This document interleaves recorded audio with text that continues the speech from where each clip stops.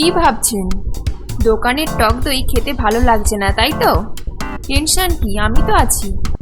বাজার থেকে প্রথমে 1 কেজি দুধ কিনে আনুন। দুধটা তবে দেখে কিনবেন কিন্তু, যেন টাটকা হয়। তারপর ফটাফট গ্যাসের ওপরে একটা কড়াই চাপিয়ে নিন। সেই কড়াতে দুধটা ঢেলে ফুটিয়ে নিন। দুধটা যতক্ষণ না ঘন হচ্ছে ততক্ষণ ওই দুধটাকে ফুটিয়ে নিতে হবে। একটা ছোট্ট টিপস দিয়ে নিন, দুধটা ফোটানোর সময় বারবার নেড়ে যেতে হবে যাতে না সর পড়ে। দুধটা ঘন হয়ে গেলে একটা জায়গায় নামিয়ে তাকে ঠান্ডা করে নিতে হবে। দুধটা ঠান্ডা হয়ে গেলে অল্প একটু সাজা দই ওতে দিয়ে দিন।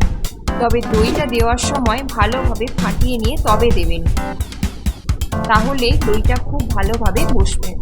এবার আমি একটা কাঁচের পাত্রে দুধটাকে ঢেলে দিলাম। পরের দিন দেখুন আমার দইটা কত সুন্দরভাবে বসে গেছে। এরকম আরও নতুন ভিডিও পেতে গেলে আমার চ্যানেলটিকে সাবস্ক্রাইব করে আমার পাশে থাকবেন।